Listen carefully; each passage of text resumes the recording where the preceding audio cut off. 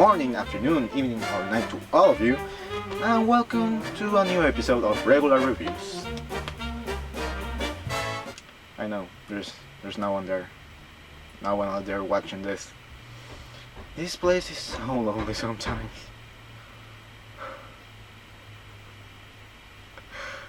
Oh my God. Today we're going to travel into a magical place filled with unbelievable creatures and locations that are out of this world. It's gonna be great! I should stop doing impressions someday. The year is 1990. Nintendo was in the lead in the video game console war with the recently released Super Mario World for the Super Nintendo. Everyone was blown away with the graphics and the power that the Super Nintendo could deliver. Meanwhile, the Sega Mega Drive was struggling to survive.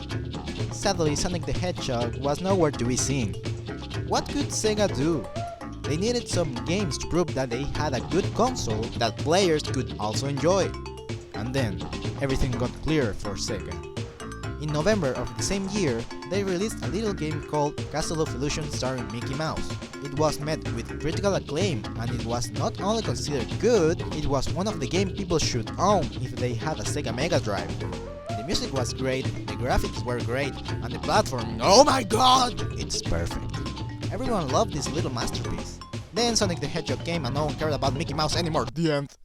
And so the Illusion series was created and followed by a sequel named Land of Illusion for the Master System, World of Illusion for the Mega Drive again.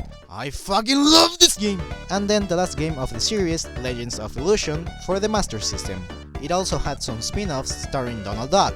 This series is one of the most well known for people owning a Sega console back then. Get out!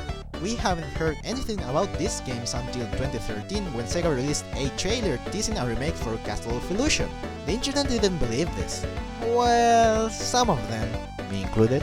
And even better, if you had pre-ordered the game on the PlayStation, you would also get the original Mega Drive game.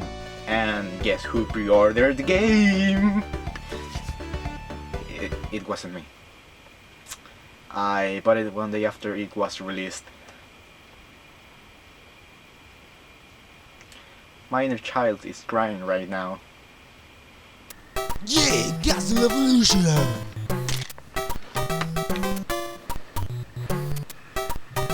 The game begins with our hero having a picnic with his beloved girlfriend, Minnie! The evil witch Miserable is jealous from the beauty of Minnie, so she decides to kidnap her, steal her beauty, and that's it. She's already powerful, but she only wants to have a supermodel figure.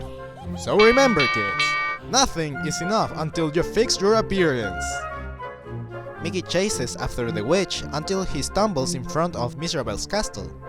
Out of the blue, an old mouse appears and tells him that the only way to get Minnie back is to enter the castle, defeat a gang called Masters of Illusion, collect the 7 Chaos Emeralds, and then build a rainbow bridge to confront Miserable. Not exactly revolutionary, but as everyone says, you don't need a complicated plot for a platformer. Just take a look at Mario. He's been doing the same since 1985, and no one complains about it. But it's still the same and repetitive and basic plot about the hero rescuing the princess or damsel in distress. You should feel ashamed, Sega! Love you! The game starts with a nice tutorial level where they tell you the ancient move known as jumping. The game is presented as a 2.5D platformer, which means that the characters and environments are in 3D, but you can only move right or left. After a while you'll come across the castle's door and realize that you can move in 3D too. Not everywhere, but there are some sections where you must use this 3D power to get through levels. Not only some stages have 3D sections, but the hub world is in 3D. And they created a fully playable hub world! Because let's face it, look, this is a castle, there's a door, wapa! Here's the first level! Here you can select a world and their levels, check concept arts, change your outfits, and read some of the characters' biographies. And lastly, in order to progress in the hub world, Besides beating a level, you must collect gems that are scattered in every level. It sounds a lot like Super Mario 64, but a lot better and easier, because the gems are everywhere and easy to spot. You'll hardly have problems to access a new area because of the gems. Okay, level 1 and there's a narrator talking. Once again into the forest, but it was changed somehow. This wasn't the pastoral wood he remembered. Personally, I don't mind the narrator, but he's constantly talking and that could cause some annoyance to some people. Mischief and danger. It's a good thing that you can deactivate him. He doesn't add anything new to the story, and sometimes it feels like he's just pointing out obvious things. Suddenly, Mickey was not alone. Some dialogues are interesting, His heart pounded. and some Mickey are not, Like all of Mizrabel's illusions, he was no friend to Mickey. but As Mickey all in all, surveyed this new adding world, a narrator he makes the noticed game feels colossal more like an old Disney storms movie, gathering in the skies. and I'm okay with that. As Mickey swung past the giant carved duck, he remembered Donald's advice on adventures. Your basic move is jumping, which also serves as your primary way to attack. You know, jump over enemies and you can jump even higher if you hold the button. This is very important because it's the only way to access secret areas and collect more gems. There are a lot of different items. The stars, which give you an extra hit point with a maximum of 5 hits. The golden Mickey Mouse thingamagic, which will grant you an extra life. Apples, marbles, gold balls, candies, and candles are objects you can use as projectiles to open chests or to start a massive massacre.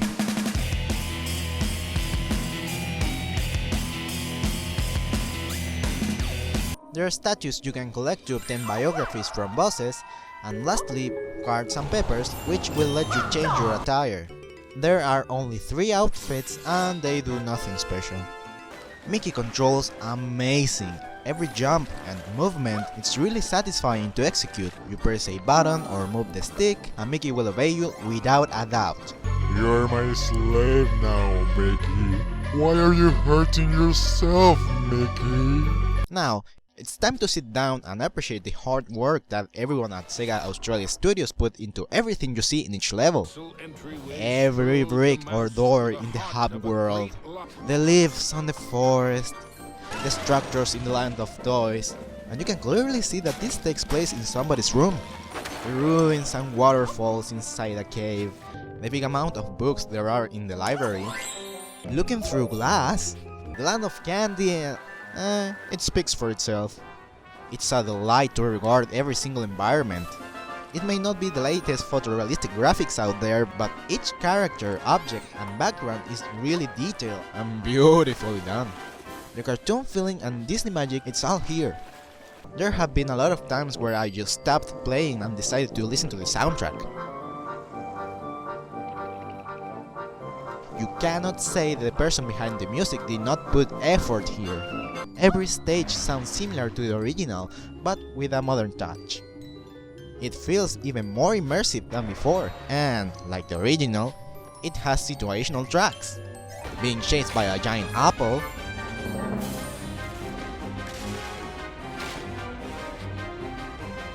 way up in the sky,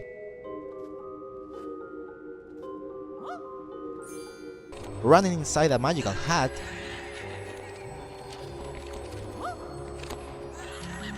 and a lot more throughout the rest of the game. In one moment it can sound mysterious or peaceful, and when it needs to make you feel tension, the game managed to do it perfectly.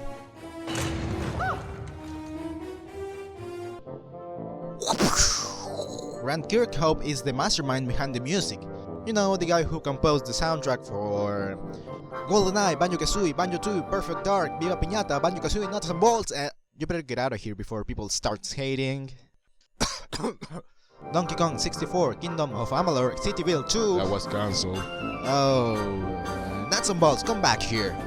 And the upcoming Yooka-Laylee. If for whatever reason there are people who are against modern musical scores, then they should know that it's completely optional to hear this gift from Mr. Kirkhope, since you can change it to hear the original soundtrack. Oh, that's nice. While not being an exact copy of the original in terms of level design and atmosphere, this remake managed to be its own interpretation of the game, and it does it perfectly. It takes elements from the original and expands them even further. Everything was detailed in the Mega Drive, but with the technology we have today, they created a massive world within each level and they couldn't look more gorgeous. So far, we can say that this game is perfect. Sadly, here comes the downsides of this game.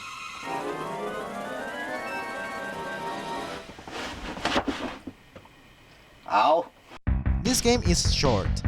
There are 5 worlds with 3 levels each, plus the final boss. Long story short, it takes between 2 or 3 hours to beat the game, including collecting every object to unlock more levels, statues, and outfits. The difficulty doesn't help much because this game is really easy. It starts that way and it feels like it doesn't change much.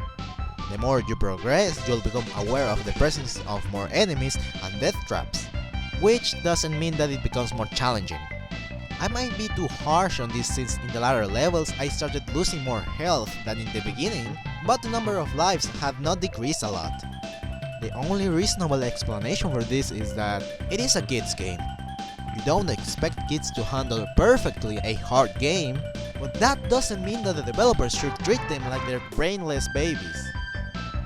Take a look at the original Super Mario, a game made for kids, and the more you progress, the harder the game becomes without reaching the level of being impossible to beat.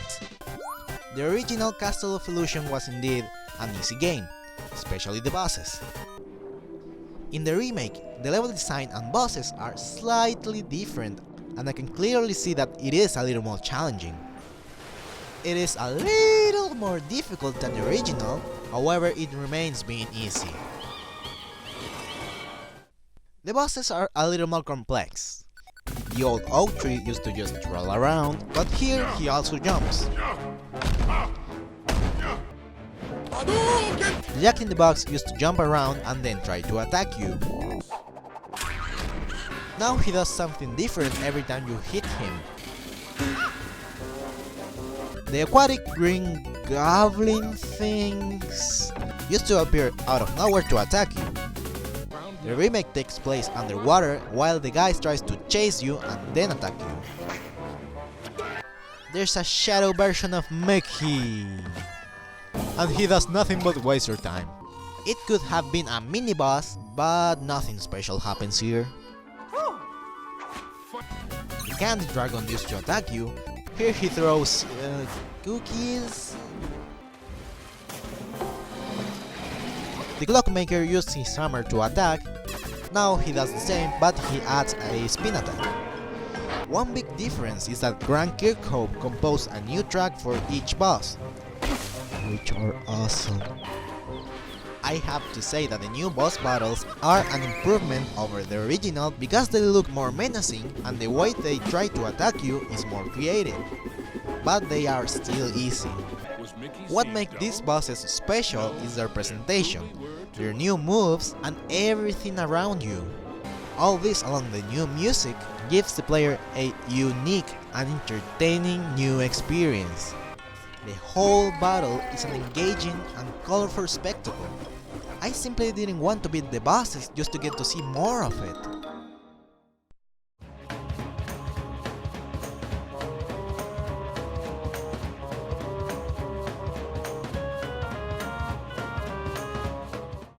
After collecting the 7 Chaos Emeralds, Mickey becomes Super Mickey and flies to rescue Minnie from... After collecting all the 7 Rainbow Gems, Mickey uses them to build a rainbow bridge to finally confront Mr. and save Minnie from the horror of being ugly. During the original game, Mickey enters the tower and battles Mr. but here there's a whole new level in which Mickey must climb the tower while being chased by the witch. Oh boy, does it kick ass! Seriously, it looks like an interactive cutscene. Those perilous jumps, swing to the next platform, falling bricks! It's official, Mickey became Nathan Drake. Mickey arrives to the final room just to find out that Miss Rebel is already stealing Minnie's beauty and she becomes... pretty... a match for me? Now that would be a castle of delusion. Now it's time to the final showdown between the mouse and the witch. And I must say, the first time I played this boss, I kept dying. The answer: the difficulty finally rises. Just a little more. You see, while not being the hardest boss in video game history, this boss shows that the final battle is supposed to be the hardest part of a game. And good God, my expectations were all wrong. After beating each boss, I thought Miserable was going to be as easy as the others. But nope, not happening, you die. Every time you attack her, she changes her pattern. And she even combines two attacks at the same time. Did I mention that once in a while the floor is falling apart, little by little, and that means insta-death. And you start right from the beginning of the battle. The Jack in the Box may be interesting, but this one is the best battle in the game, and I have to say, memorable. The sound here is amazing. The voice acting in Miserable is really fitting. I really believe that she wanted to kill Mickey and do everything she could to stop him from ruining her plans. Just listen to her. My fiendish fools circle round ghosts and ghouls, spin and twist, twirl and whirl, let your phantom fury swirl. Strike! Now, that's convincing. If you're going to confront her for the first time, be sure to have 5 stars, because you're gonna lose at least 3 of them. Mickey jumped over the witch one last time, revealing a weird gem. So the most reasonable thing to do is throw the gem at her and wait for it to kill her. Oh, the witch survived. But at least Minnie's pretty again. The castle is about to collapse, but suddenly Miserable saves the day by giving the couple of rodents a ride in magical broomsticks. Miserable is good now, because she understood that there's something more important than having a beautiful appearance. A magic more powerful than any witchcraft. It is. The magic of love.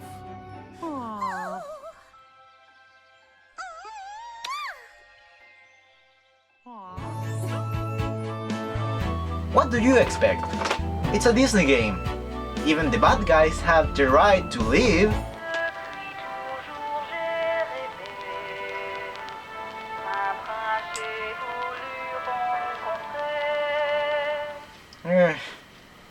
Alright, everyone is happy, and Miserable never used her powers for being evil again. I said get out of here! Castle of Illusion is a well-crafted game with magical music from Grant Kirkhope, who did a good job by updating the soundtrack while still adding new content. And I could say the same for the game in general. It is an outstanding reimagination of a classic game with solid platforming and beautiful presentation. Especially the presentation, because the 3D was so goddamn nice! While this game is short and easy, Sega managed to make this game one of the most enjoyable and sweetest journeys you could experience. This is, without a doubt, the best way to experience Castle of Illusion, in my opinion.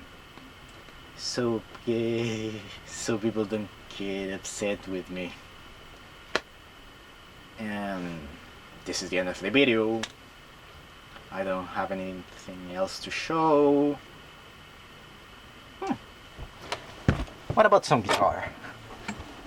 Yeah.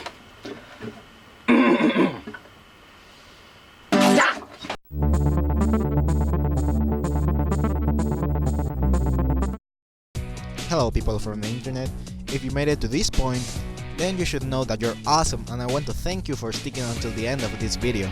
If you had a good time with this review on Castle of Illusion, then feel free to click that like button, and maybe even subscribe, I guess. I don't know, it's your decision.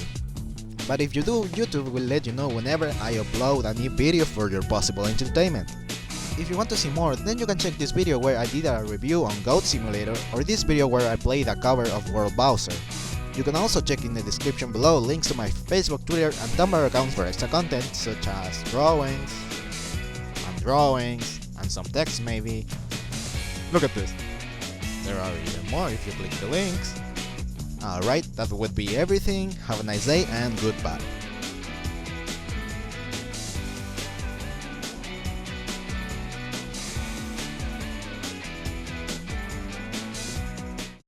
fee, He's fi, really the motherfucking fo, giant! fum.